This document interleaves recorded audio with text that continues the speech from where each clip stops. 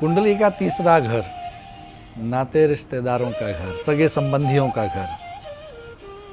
कई लोग कहते हैं कि मेरे सगे किसी ने कुछ कर दिया है।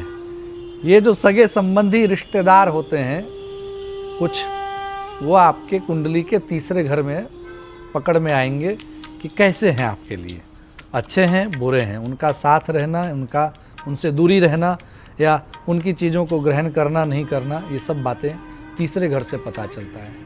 तो योग्य ज्योतिष को देखिए, उनसे पूछिए, क्योंकि क्या है ना कि ये आज की बात नहीं है, ये युगों युगों में देखा गया कि सगे संबंधी भी कुछ इस तरह के प्रपंच कर देते हैं कि जातक परेशानी में पड़ जाता है, नाना प्रकार के उपद्रव का सामना करना पड़ता है। तो तीसरे घर को देख करके हम इसका पता लगा सकते हैं।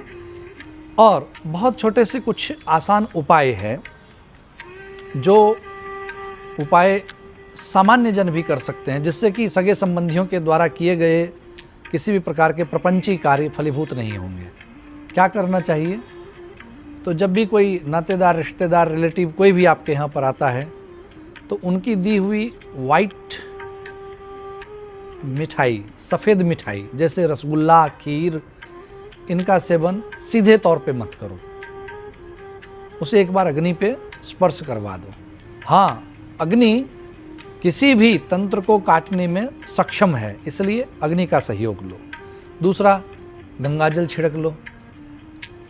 तीसरा, यदि उसमें किसी भी प्रकार का विषाक्त पदार्थ आदि मिला हुआ है तो वैज्ञानिक स्तर की सामग्री कुछ मिला के चेक कर लिया करो, क्योंकि कुछ नहीं कहा जा सकता है कि कौन तुम्हारा सगा अपना तुम्हारे लिए घातक साबित होने वाला है।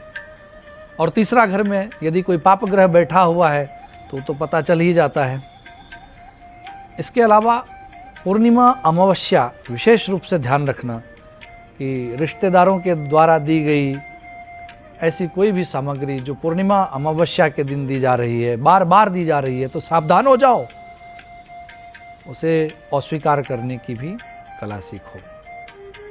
आशीर्वाद। महादेव शंभो। हरि ओम तत्सत। नारायण।